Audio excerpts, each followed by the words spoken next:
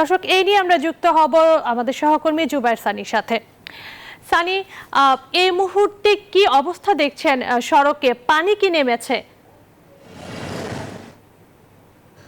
অনেক স্থানেরই পানি নেমে গেছে। রাজধানীর বেশিরভাগ জায়গারই পানি এখন মোটামুটি নেমে গেছে বলা চলে। গ্রিন রোডে কিন্তু সকাল থেকে যে বৃষ্টি ছিল, সেই বৃষ্টির ফলে কিন্তু গ্রিন রোডে জমেছিল। আমার পেছনে দেখতে পাচ্ছেন যে এখন কিন্তু সেই পানি অনেকটাই আসলে নেমে যাচ্ছে।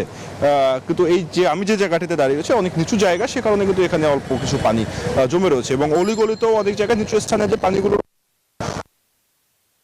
এবং আপনি জানেন যে সকালে প্রায় 130 মিলিমিটার, এবং সে কারণে ঢাকার বেশিরভাগ সড়কই বেশ জলাবদ্ধতার তৈরি হয় এবং সেক্ষেত্রে পানি নিষ্কাশনের ক্ষেত্রে যেটি আমরা খেয়াল করেছি যে পানি নেমে যাওয়ার ক্ষেত্রে কিন্তু নানা প্রতিবন্ধকতা ছিল।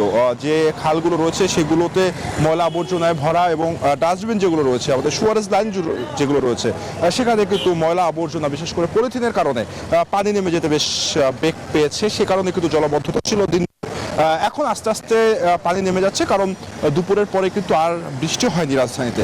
সে কারণে এখন আস্তে আস্তে পানি নেমে যাচ্ছে এবং সাধারণ মানুষ যারা রাস্তায় বের হয়েছিলেন তারা কিন্তু আজকে বেশ দুর্ভোগ পোহাচ্ছেন, এখনো পোহাচ্ছেন। গাড়ি নষ্ট হচ্ছে, সিএনজি নষ্ট হচ্ছে, সেখানে কিন্তু এবং আরেকটি বিষয় যে আবহাওয়া দপ্তর যেটি বলেছে যে আজকের আরো বৃষ্টি হতে পারে।